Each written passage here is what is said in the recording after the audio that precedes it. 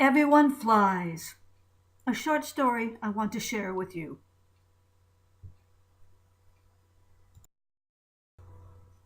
In her prison cell on the top bunk, Toni Loren slept restlessly. The ceiling was only about a foot above her. At 40, she was a rich, attractive, conceited snob, and she knew it. She wore a light blue jumpsuit as pajamas. Her eyes darted back and forth because she was having a bad dream. Her breathing was hard and fast, about being in a plane crash and fighting to get through a forest. It woke her up. Sitting up straight, she hit her head on the ceiling. Ow! Laying back, she held her head and heard familiar voices and movement above her on the other side of the ceiling. The voices were in whispers. Is it working, Bev? Kurt's voice was heard. We'll need to change your programming. She recognized her own roommate, Bev's voice.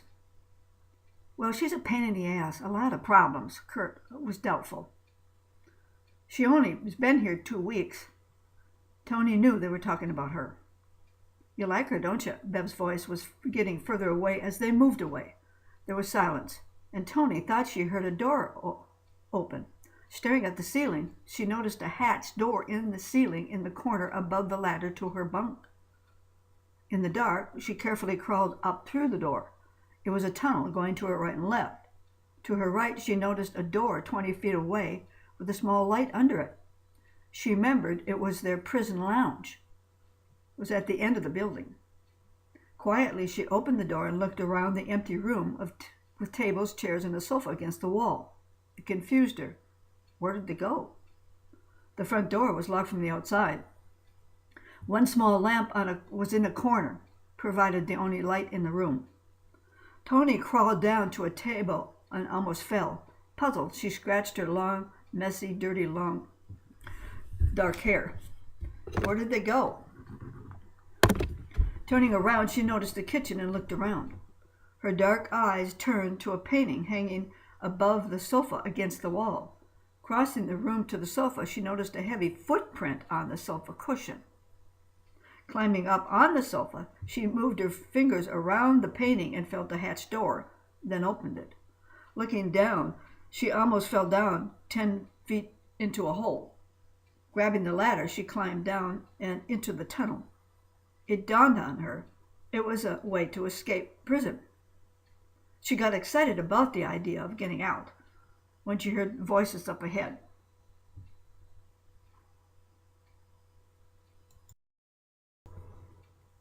Hi, roommate. Ray's familiar voice greeted Kurt. Hiya, Ray. Bev's voice sounded sexy. Hi, y'all. He had a southern accent.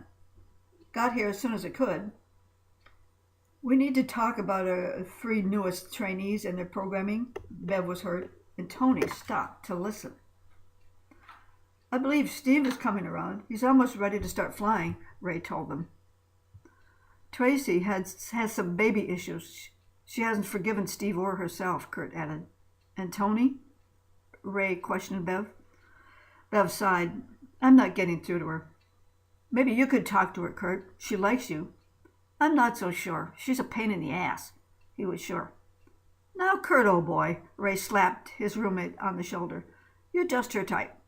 I am not, Kurt insisted. And after what we did?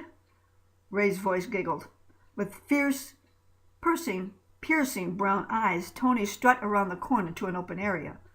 Bev, Kurt, and Ray were surprised to see her. Stunned, she stared at Ray. She always saw him going around the prison farm looking for human scabs to pick and picking his nose.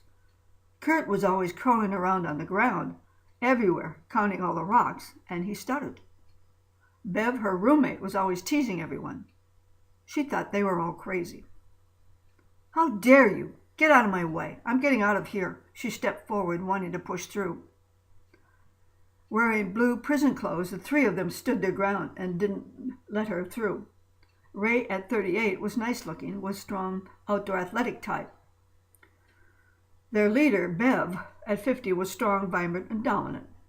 And she had mischievous, alluring eyes. Kurt was slender, agile, and wiry, but strong. He always had to be doing something with his hands. This is an escape route. Toni proceeded to push through them. No, it's not, Bev remarked. Let me out of here, she pushed against Kurt. Attracted to each other, their eyes met, and neither one of them budged. It has to be. Let me out. Angry and upset, she pouted and furrowed her eyebrows.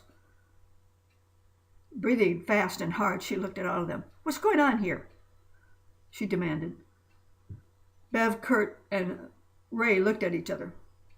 You two humiliated me, got me drunk on your god-awful homemade brew. Looking at Ray and Kurt, she then turned on Bev. And you made me clean up the cell after I threw up. You embarrassed me in front of everyone and made me fall in front of the warden. Hiding their laughs, the three of them nodded in agreement, admitting their guilt. Fuck you. Toni snapped at all three of them and tried to go around them. What do you mean, program me? They surrounded her. Okay, we'll level with you, Bev nodded. Her hazel eyes easily rolled around as she made faces. She had an expressive face. This isn't a prison, Ray started to explain. Oh, really? Toni's voice was sarcastic. It's all an act, Kurt added. What? Toni blinked in confusion. Bev nodded in agreement. We're putting out a play for them while we transform. Transform? Toni wrinkled her nose puzzled, and she scratched her long, scraggly hair. You need to get that bug out of your ass. It's time, and you have to choose. Leaning close to her, Kurt stared into her luring, deep-set eyes and mouth. I don't understand. Toni shrugged, looking down. Slowly they continued further into the tunnel, urging Toni along with them. They walked deeper into the tunnel and turned a corner. We are your guides, mentors for you, Stephen Tracy, Bev explained. You know the world is changing, and so are we. Oh, it's a crazy world, all right, Toni admitted. Everyone's fighting, all the turmoil, crime, violence, people starving, government's gone. It's changing, Ray told her, but everything is all right. You need to forgive yourself and your parents. I know you didn't kill your business partner. That's right, Toni looked at Bev. Yes, we had an argument, but I didn't push him off the balcony. Someone else was hiding in the room. The railing was cracked, broken.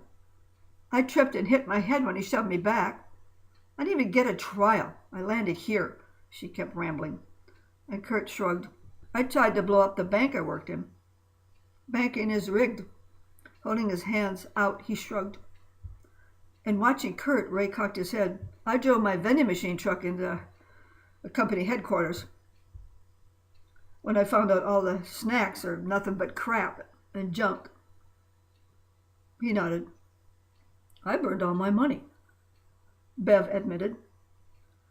She had been a child movie star but got out of the acting business and started a successful clothing company.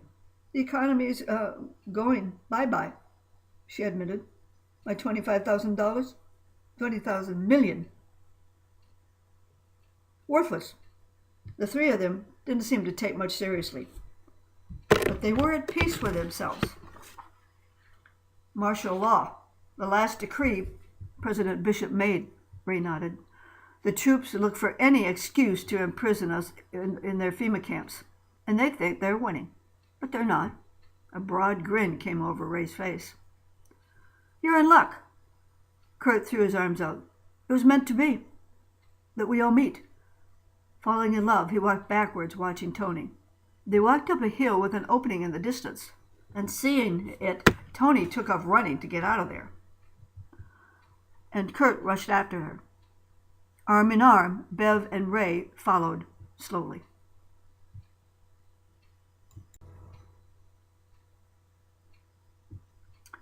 Outside, they noticed the sun just rising in the distance. They were on a hilltop looking down at a beautiful valley. The stars still sparkled in the sky and faded as the sun rose. You have to choose or go back to your world of deception, lies, pain, and fear, Kurt told her. Everyone flies here, Toni. You need to let go of your fear and forgive, Bev mentioned, coming up behind them. Looking back at Bev and Ray, Toni noticed an aura around them, each of them. In silence, they stood there, watching the sun rising. Closing her eyes, Toni's mind raced back over her life.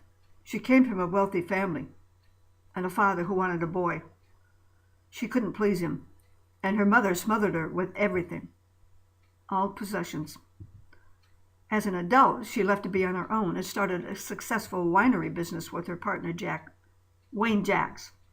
He loved her, but she didn't love him. No. Blinking and focusing her eyes, Toni noticed some flying objects. As it got lighter outside, she noticed people were flying, and flying with hand gliders. At night while you sleep, you're being deprogrammed, Bev mentioned. We'll help you. Kurt stared at her. I'm here for you. Feeling Kurt's eyes on her, Toni turned to him and noticed an aura around him. The three of them seemed to glow. This isn't a prison farm, Ray started. It's your next step in your evolution. Continuing his thoughts, Bev was smiling at Ray. They were soulmates. Toni felt a sigh of relief and Kurt's arms around her. Let's go get you a hand glider. He smiled at her. Thanks for stopping by, and come back soon. And if you want more stories, check out the links here and below.